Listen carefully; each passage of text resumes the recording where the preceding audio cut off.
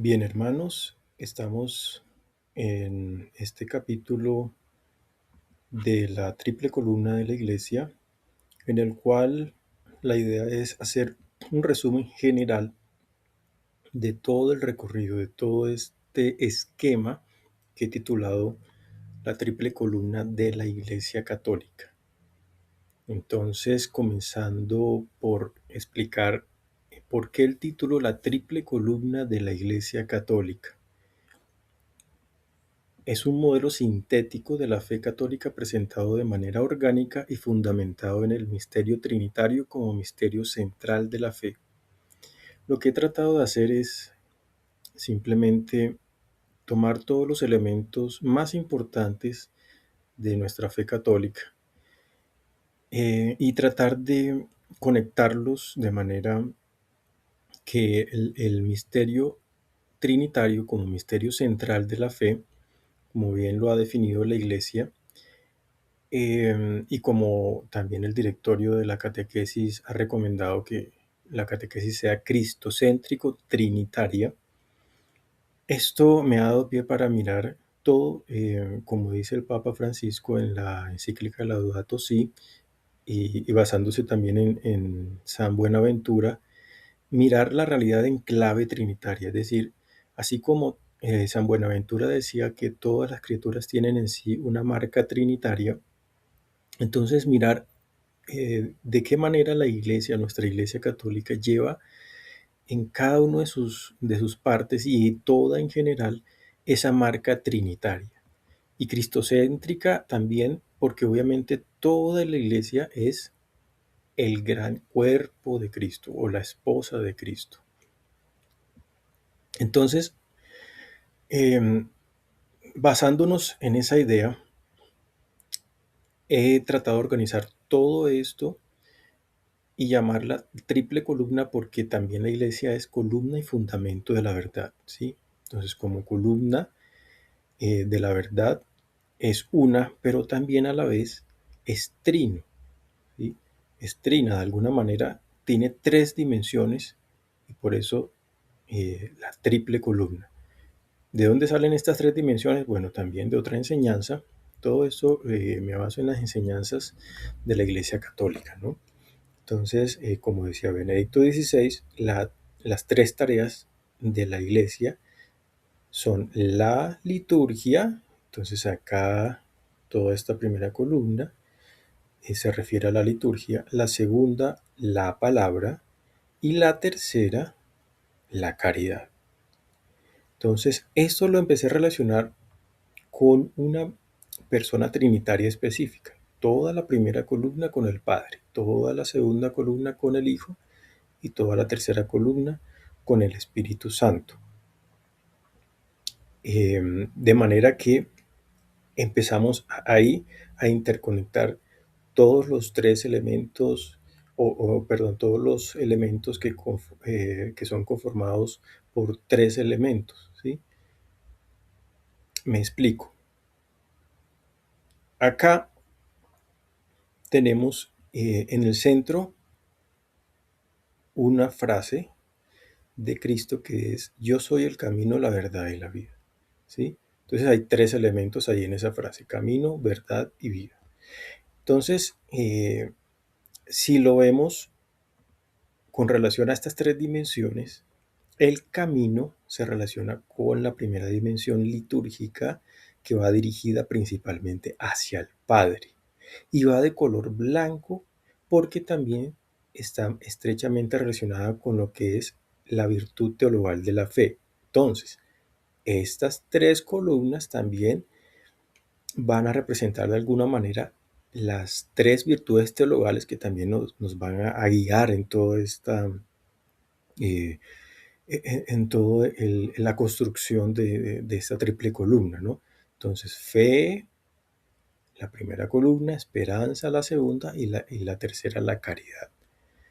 Tradicionalmente se han representado con el color blanco, la fe, verde, la esperanza, y rojo, la caridad. Entonces, esto nos ayuda, estos colores, a guiarnos en este gran esquema. Entonces, camino porque la liturgia nos conduce al Padre. Está dirigida principalmente al Padre. Esto es todo enseñanza del catecismo. La liturgia, que especialmente está conformada por la celebración de los sacramentos. Entonces, el mismo catecismo nos enseña que fe y sacramentos es una realidad que va intrínsecamente ligada. Verdad, acá en la segunda columna, tiene que ver todo con lo que es la palabra, así como Cristo es la palabra eterna del Padre. Está estrechamente relacionada con la esperanza, ¿sí? Porque, digamos, nosotros vemos principalmente la palabra escrita, la Santa Biblia, las Escrituras, que es esperanza de principio a fin. Y caridad, la caridad que es el Espíritu Santo, es el amor del Padre y del Hijo, que, que es la vida, porque nuestra vida tiene que estar guiada por lo que es los mandamientos de Dios. Y los mandamientos se resumen en amor a Dios y al prójimo como a uno mismo, ¿sí? Entonces, vamos a ver a la vez que cada una de estas columnas se dividen en 3 subcolumnas o subconjuntos. Pero antes explicaba que hay unos elementos de base para comprender, para ayudarnos a esclarecer en qué consisten esas 3 columnas o 3 dimensiones de la iglesia, que son Papa, aquí lo vemos como cabeza de la iglesia, cabeza visible, que representa a Cristo, que es nuestra cabeza invisible. La Santísima Virgen, Madre de la Iglesia, ¿sí? Acá también vemos unos misterios, unos elementos que son los dolores de la Santísima Virgen. Tomábamos de esos 7 dolores, los 3 primeros, que son los 3 dolores de la infancia de Jesús, y los veíamos también en clave trinitaria. Desentrañamos esa clave trinitaria escondida en esos 3 dolores: la profecía de Simeón, en la presentación en el templo, la huida a Egipto y Jesús perdido y hallado en el templo.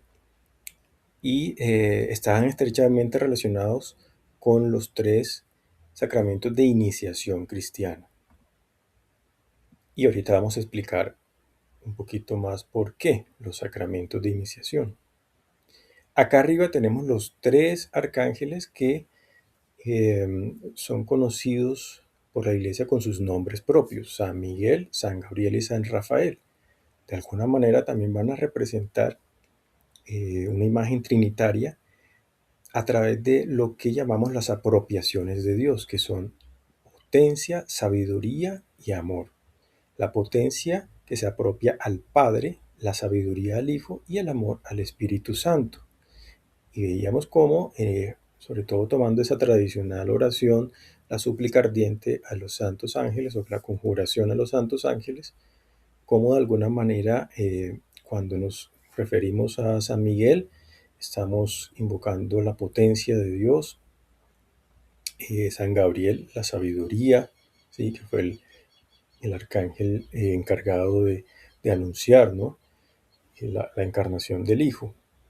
Y San Rafael, el amor de Dios. Entonces, ahí veíamos también, o descubríamos ese conjunto de 3 arcángeles, y lo veíamos en clave trinitaria. Entonces acá, como les decía, cada columna se divide a su vez en 3 subcolumnas principales. En el caso de la liturgia, que también todo este primer pilar lo relacionamos con la belleza, tomando esa otra triada de trascendentales que son belleza, verdad y bien. Entonces la belleza se relaciona especialmente con la liturgia porque la liturgia es un lugar especial de belleza. Acá la verdad con todo lo que es la palabra, la revelación, y el bien con todo lo que es la tercera columna, que es la vida. ¿Por qué? Porque en nuestras obras siempre buscamos hacer el bien. Entonces, seguimos acá. En la primera columna decíamos que está conformada por la liturgia, y en la liturgia veíamos de los 7 sacramentos que celebramos en la liturgia, tomamos los 3 que son como la base, ¿sí?, de toda la vida cristiana, que son los llamados sacramentos de iniciación cristiana, y que conforman esos 3 sacramentos una unidad. Es decir, que para realmente tener esa iniciación completa necesitamos tener los tres sacramentos: bautismo, Eucaristía y confirmación. Y veíamos cómo el bautismo de alguna manera se relaciona más con el Padre, la Eucaristía con el Hijo y la confirmación con el Espíritu Santo.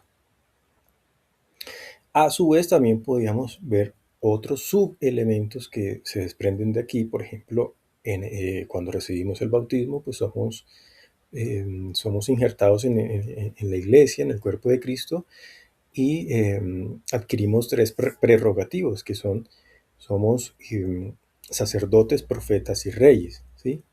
Y también somos pueblo de Dios, cuerpo de Cristo y templo del Espíritu Santo. Y acá somos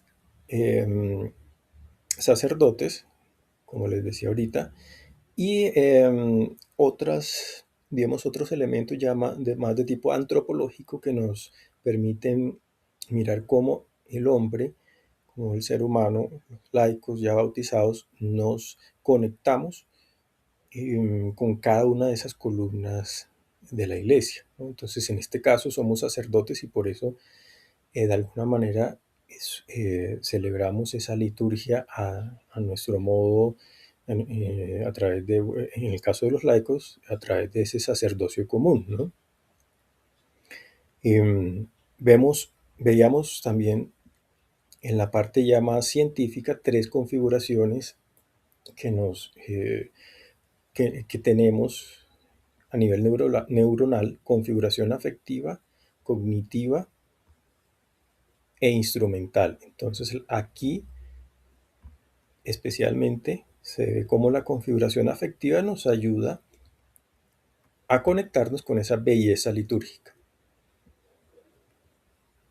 También veíamos 3 elementos muy importantes, que son obediencia, pobreza y castidad. Entonces, esos 3 consejos evangélicos que principalmente para todos los religiosos son hechos a través de votos especiales, pero que los laicos también debemos vivir de alguna manera en nuestra vida. Esa obediencia nos protege. O sea, esos 3 votos o consejos evangélicos nos protegen de los 3 grandes enemigos del hombre, que son demonio, mundo y carne. En el primer caso, la obediencia nos protege principalmente contra el demonio, porque el demonio fue el principal o el primer desobediente, quien indujo al pecado de desobediencia, el primer pecado cometido, el pecado original. Y aquí también vemos otras interconexiones, por ejemplo, como San Miguel, que está acá relacionado más con el Padre. Por tanto, en esta primera columna lo vemos relacionado acá porque también es el enemigo número 1 quien derrotó a Satanás. Acá, pasando ya a la segunda columna, entonces, esta columna de la esperanza, de la revelación, tiene a su vez 3 subcolumnas, que son magisterio, Biblia y tradición. Antes también se me olvidaba otros elementos muy, muy importantes para conocer toda esta, o comprender mejor todas las 3 columnas. Son los relatos evangélicos de los tres apóstoles Pedro, Santiago y Juan, que aquí está también ubicado cada uno en una columna. Pedro en la fe, Santiago en la esperanza y Juan en la caridad. ¿De dónde sale esto? De esa triple relato. Es un triple relato que es presentado por los tres evangelios sinópticos. Entonces tenemos en el primer relato a Pedro, Santiago y Juan en la curación de la hemorroísa y en la hija de Jairo, y ahí principalmente se hace énfasis en la fe.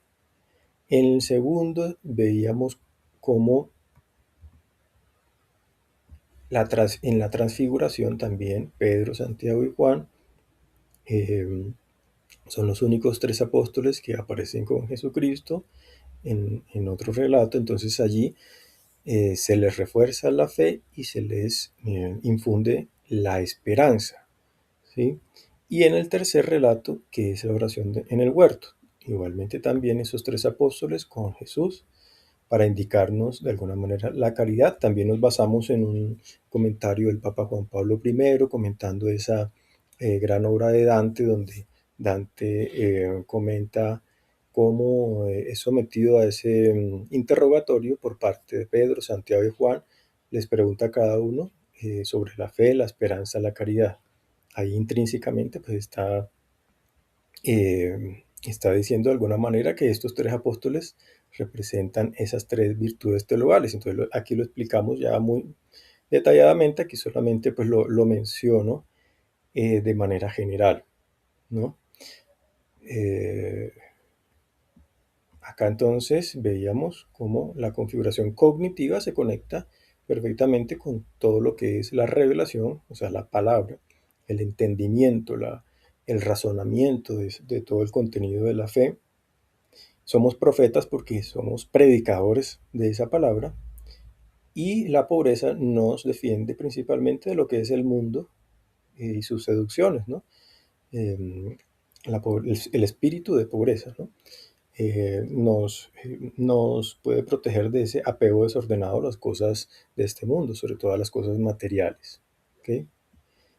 Y bueno, por último también se me olvidaba mencionarlo, otra triada que es voluntad, pensamiento y obras, que me pareció también muy interesante tomarlo de la obra de Santa Hildegarda de Bingen, una doctora de la Iglesia, que nos dice que eso es, ese conjunto, voluntad, pensamiento y obras, es una imagen trinitaria en el hombre.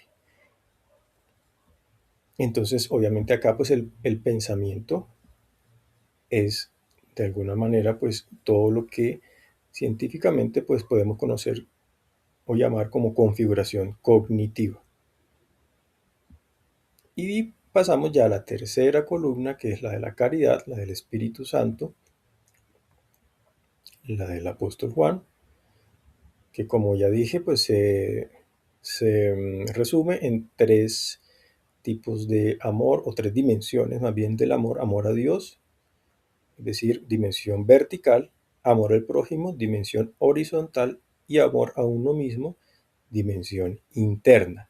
Esas tres dimensiones expresadas especialmente en también lo que la tradición católica siempre recomienda, sobre todo, digamos, en Cuaresma: la oración, ¿sí? Entonces, en dimensión vertical; la limosna, dimensión horizontal; y el ayuno, dimensión interna. Acá somos reyes porque principalmente nos debemos dominar a nosotros mismos. Ser reyes quiere decir que dominamos nuestras pasiones, no dejamos que las pasiones nos dominen. Entonces así somos reyes de nosotros mismos y somos castos. Entonces aquí el tercer consejo evangélico: la castidad. Fíjense que aquí estamos también repitiendo esas tres dimensiones, ¿sí? En las tres grandes columnas, no solo aquí en la tercera columna, las tres dimensiones vertical, horizontal e interna, sino que también acá en la primera columna la dimensión vertical se va a expresar en el sacerdocio, ¿sí? Porque ofrecemos la liturgia a Dios Padre. Acá en la segunda columna somos profetas, por tanto expresamos esa dimensión horizontal, ¿sí? Siendo profetas ante los demás, y la dimensión interna siendo reyes de nosotros mismos y la castidad, ¿no? Configuración instrumental, entonces ya todo lo que sentimos y pensamos, ahora vamos a poner en práctica con las obras, ¿sí? También teniendo en cuenta esa frase, dime cómo sientes, primera configuración que era afectiva, y te diré cómo piensas. Dime cómo piensas y te diré cómo actúas. Eso en la parte científica se ha demostrado que lo que sentimos, nuestros sentimientos, nuestros afectos, nos va a llevar en gran parte pues a configurar nuestros pensamientos, y esos sentimientos y pensamientos nos llevan a actuar de determinada manera. Entonces ese orden, fíjese que también tiene un orden lógico que coincide con estas tres dimensiones de la iglesia, y también hablando ya teológicamente o metafísicamente de la parte de la Santísima Trinidad, también coincide con ese orden, Padre, Hijo y Espíritu Santo. ¿Ok? También es importante acá porque tener en cuenta este pasaje de la transfiguración en el cual se fortalece la fe y se inculca la esperanza, ¿sí? Porque, porque esto siempre va luego a redundar en la parte de cómo actuamos, es decir, el orden en el cual también se presentan estos tres pasajes también coincide con las tres columnas y con el orden en el cual, ese orden lógico que llevan estas tres columnas. Entonces, eh, acá vamos a poner en práctica todo lo que en la voluntad, acá de manera, digamos, todavía inmadura, porque está basada todavía en unos afectos, ¿sí? Que deben madurar acá, luego en la parte cognitiva o intelectual, y todo eso, todo lo aprendido, se debe fortalecer acá en las obras, y por eso Santiago dice, con mis obras te demostraré la fe. Es decir, que la fe sin obras es vana. Es como si intentáramos solamente quedarnos en la primera o en la segunda columna, sin llegar a las obras, sin llegar a la tercera. ¿Qué pasaría? Que vana sería esa fe, sería hueca, sería incompleta.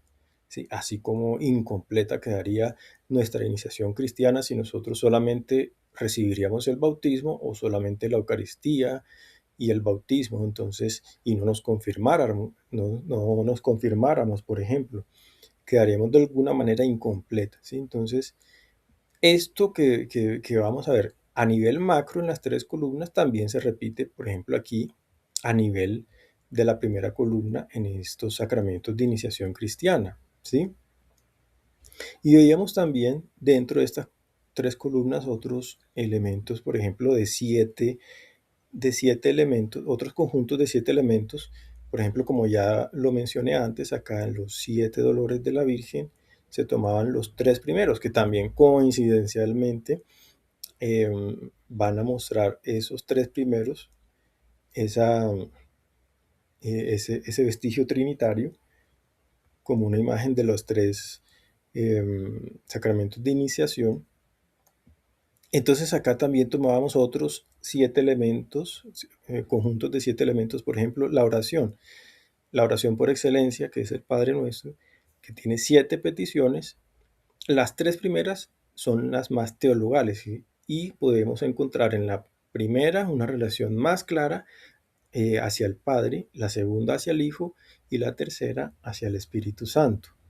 Lo mismo podríamos decir de los siete dones del Espíritu Santo. Acá también que los analizamos, hay tres dones que especialmente tienen una relación con cada persona trinitaria. Entonces así vamos viendo todo en clave trinitaria y viendo que todo tiene un sentido, o sea, una huella trinitaria que nos hace ver cómo toda esta realidad eclesial es realmente pues una realidad, es un misterio y que nos conduce a mirarlo con ojos de fe.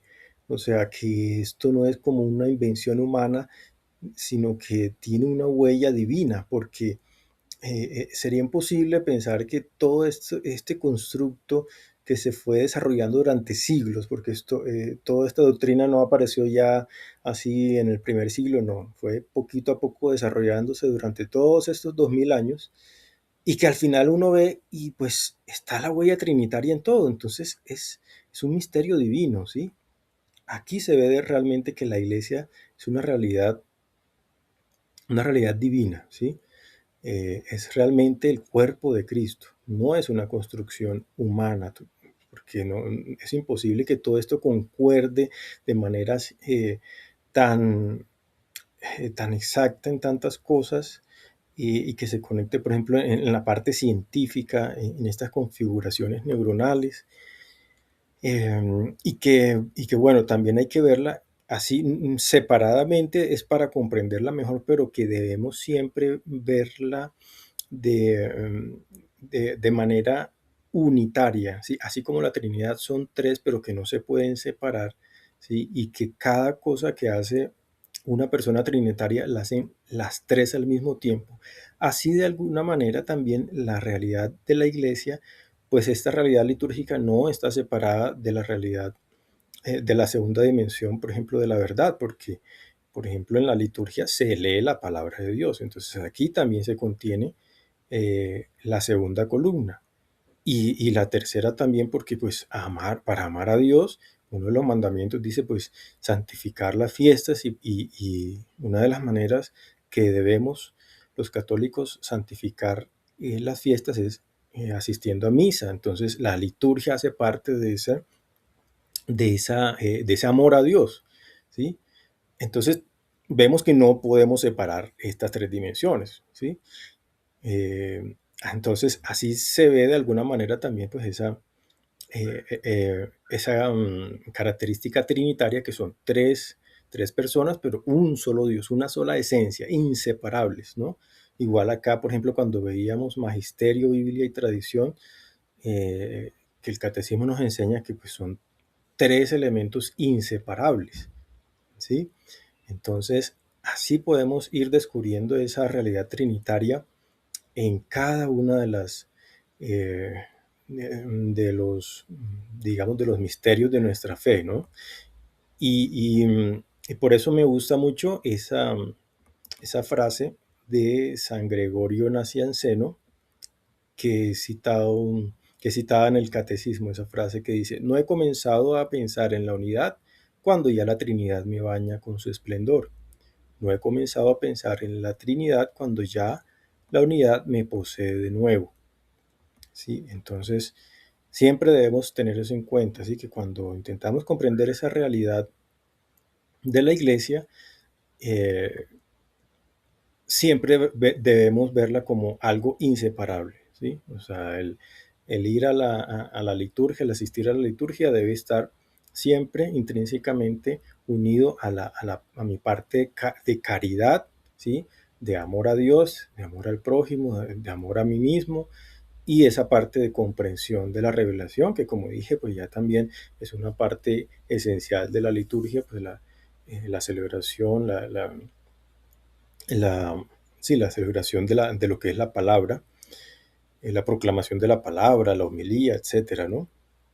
Entonces, digamos, este es como la vista general de lo que yo he venido explicando, ¿sí? Cada uno de estos, em, de todos estos temas, pues los profundizo de una manera muy detallada y aquí solamente quería dar esta visión muy, muy general. Y bueno, a manera de conclusión, pues quiero simplemente traer algunas frases, ¿no? Em, Como siempre lo he hecho, pues no es que traiga acá una teoría nueva, sino que lo que he hecho es simplemente tratar de reunir en un solo esquema eh, todos los principales elementos de nuestra fe católica para darle un sentido total, integral, ¿sí? Eh, de manera que presentar de una manera diferente, articulada, sintética, todo lo que es la realidad de la Iglesia Católica. ¿Sí? Me gusta esa frase que decía Benedicto XV, cosas viejas, pero de una manera nueva. ¿Sí? Es decir, seguir profundizando en la misma, el depósito de la revelación de siempre, presentarlo de una manera nueva y pues si uno se basa en el misterio central de la fe, que es la Santísima Trinidad, pues todo cobra sentido, ¿sí? Por lo menos en mi caso me ha ayudado para comprender más todos estas realidades que de pronto presentándolas así de una manera disgregada era más difícil eh, como aprenderlas o aprehenderlas, ¿sí? En pedagogía, pues esa premisa de que cuando los conceptos se relacionan entre sí, pues ayudan, ¿sí? A la persona a darle como ese sentido que les va a ayudar, que nos va a ayudar a interiorizar conceptos, eh, a darle una mejor comprensión a las cosas. Entonces, aquí, uniéndolo todo de esta forma, pues se le encuentra claramente un sentido en que, como les decía, pues nos ayuda primero que todo pues a interiorizar, pero también a comprender que esta realidad eclesial es algo no humano, ¿sí? Sino que es algo sobrenatural, es algo divino. Acá, por ejemplo, en la carta apostólica del Papa León XIV, ¿sí? In Unitate Fidei, nuestro Papa actual, pues me gustó esta frase que dice, unidad en la Trinidad, Trinidad en la unidad, porque la unidad sin multiplicidad es tiranía, la multiplicidad sin unidad es desintegración. ¿Sí? Qué bello, pues como ese resumen de todo lo que es la Trinidad. Unidad en la Trinidad, Trinidad en la unidad. El Catecismo en el numeral 66 dice que la economía cristiana como alianza nueva y definitiva nunca pasará ni hay que esperar otra revelación pública antes de la gloriosa manifestación de nuestro Señor Jesucristo. Sin embargo, aunque la revelación esté acabada, no está completamente explicitada. Corresponderá a la fe cristiana comprender gradualmente todo su contenido en el transcurso de los siglos. Me parece a mí que esta es como una manera de profundizar. Hay algunos elementos que de pronto sí he puesto como digamos, como conclusiones o cosas que se podrían concluir de todo esto, ¿no? Por ejemplo, cuando hablo de las posibles potencias, entre comillas, potencias del alma de la iglesia, que es el Espíritu Santo. Sí, de pronto yo lo dije como a manera de conclusión personal. Habrá que esperar a ver en la teología si se podría desarrollar un poquito esa idea, ¿no? Pero en general, pues yo lo que trato es simplemente demostrar, de coger aquí y allá todo lo que el magisterio nos ha venido enseñando. Por ejemplo, también en Fides et Ratio, esa encíclica de San Juan Pablo II, dice que asumiendo lo que los sumos pontífices desde algún tiempo no dejan de enseñar, y el mismo Concilio Ecuménico Vaticano II ha afirmado, deseo expresar firmemente la convicción de que el hombre es capaz de llegar a una visión unitaria y orgánica del saber. Este es uno de los cometidos que el pensamiento cristiano deberá afrontar a lo largo del próximo milenio de la era cristiana. El aspecto sectorial del saber, en la medida en que comporta un acercamiento parcial a la verdad, con la consiguiente fragmentación del sentido, impide la unidad interior del hombre contemporáneo. ¿Cómo podría no preocuparse la Iglesia? Este cometido sapiencial llega a sus pastores directamente desde el Evangelio y ellos no pueden eludir el deber de llevarlo a cabo. el numeral 85. Eso es lo que yo intento, en palabras de San Juan Pablo II, eh, esto es, o sea, la visión unitaria y orgánica del saber, ¿ok? Pues él está hablando del saber general de la humanidad, pues aquí nosotros como iglesia, pues yo intento primero pues darle este sentido orgánico unitario a todo el contenido de nuestra fe. Y San Juan Pablo II también en Redemptor Hominis nos dice que la iglesia desempeña este ministerio de servicio al hombre participando en el triple oficio de su maestro y redentor. Esta enseñanza, con su fundamento bíblico, fue puesta de relieve por el Concilio Vaticano II para gran beneficio de la vida de la Iglesia. Pues cuando tomamos conciencia de que compartimos la triple misión de Cristo, su triple oficio de sacerdote, profeta y rey, también somos más conscientes de lo que debe recibir servicio de toda la Iglesia como sociedad y comunidad del pueblo de Dios en la tierra, y comprendemos asimismo cómo cada uno de nosotros debe participar en esta misión y servicio. Entonces, fíjense también, él quiere hacer énfasis en que esa triple tarea de Cristo como sacerdote, profeta y rey, si nosotros la tomamos de verdad conciencia, pues nos va a ayudar a esclarecer nuestra misión. Mientras que el Consejo Episcopal Latinoamericano, en la Quinta Conferencia General del Episcopado Latinoamericano y del Caribe en Aparecida, el número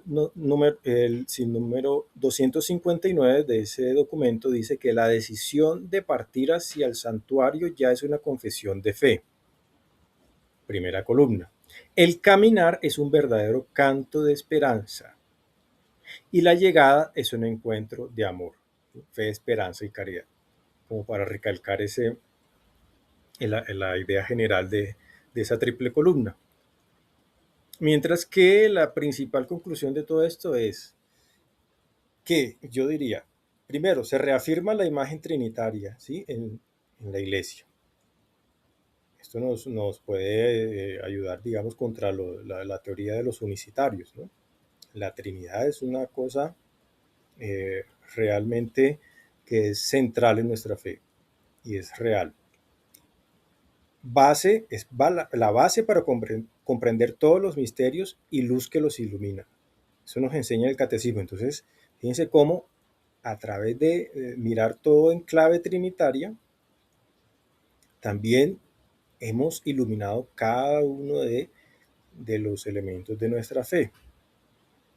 Incluso hay otros que no menciono, pero que también podríamos hablar de que la Trinidad está ahí presente y que les da sentido. La enseñanza práctica es tener fe trinitaria, es equilibrio en todos los aspectos de fe, ¿sí? Ese equilibrio, es decir, no podemos tomar, por ejemplo, solo la tradición o la tradición por encima de magisterio, ¿sí? Es el falso tradicionalismo, ¿sí?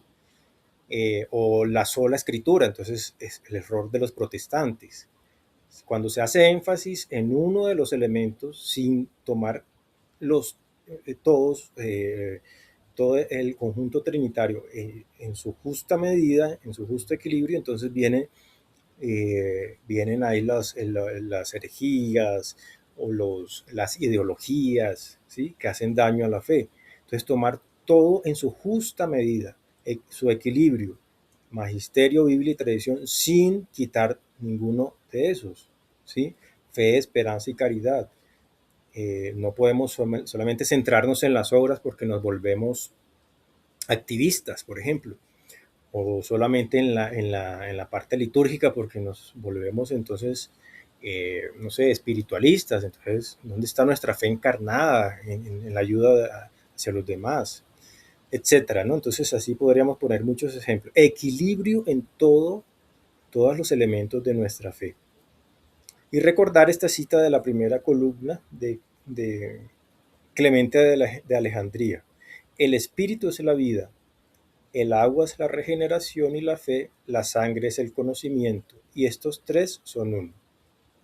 Me parece importante, esa la di cuando hablé de los sacramentos de iniciación cristiana, ¿no?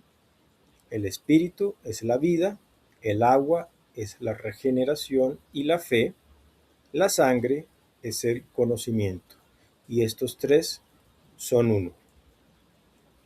¿Sí? Esto a nivel de sacramentos de iniciación cristiana, que como veíamos, agua y sangre, que eran símbolo de bautismo y Eucaristía, y a eso se le añadía el espíritu, o sea, la vida, que podríamos también decir que el espíritu fue recibido en Pentecostés, eh, que la confirmación viene a ser una imagen de Pentecostés. Entonces, ahí está.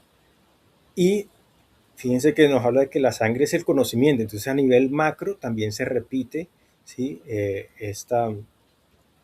Digamos, esta imagen trinitaria, porque el conocimiento, veíamos que era la segunda columna, la de la revelación, ¿sí? Entonces la fe, primera columna, la esperanza, segunda columna, o el conocimiento, y la vida, la tercera columna.